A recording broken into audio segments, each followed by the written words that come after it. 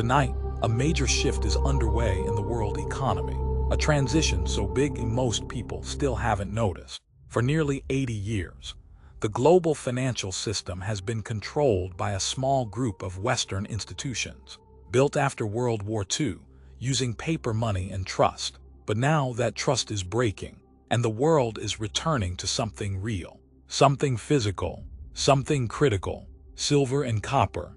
Tonight, we reveal why America is quietly weaponizing metals, and how this new monetary war could reshape power for decades to come.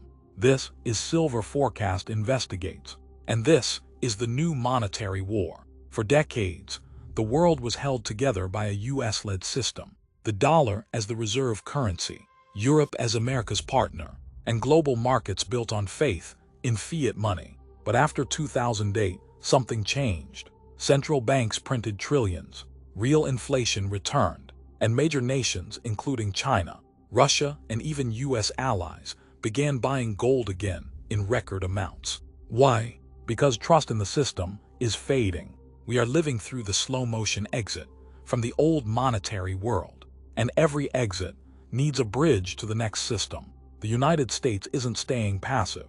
A brand new national strategy is taking shape. Tariffs to force industrial reshoring, new supply chain control laws, energy dominance positioning, critical minerals legislation, and for the first time in history, silver and copper are now officially classified as critical national security materials. Think about that.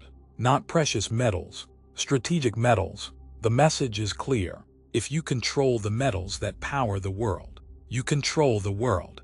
Electrification is accelerating at historic speed.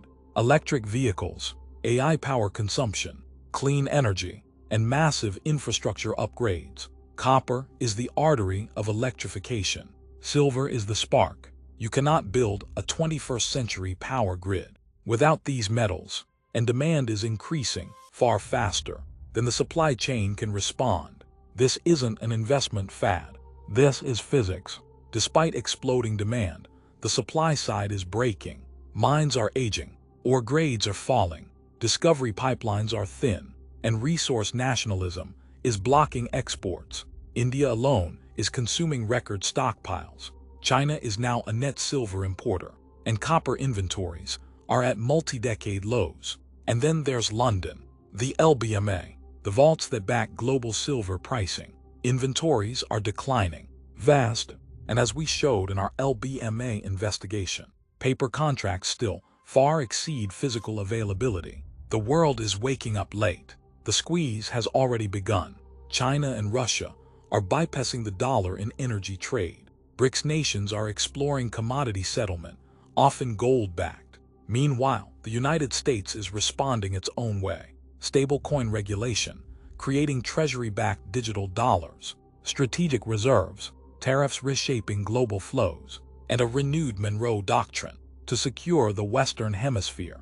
America is signaling something profound.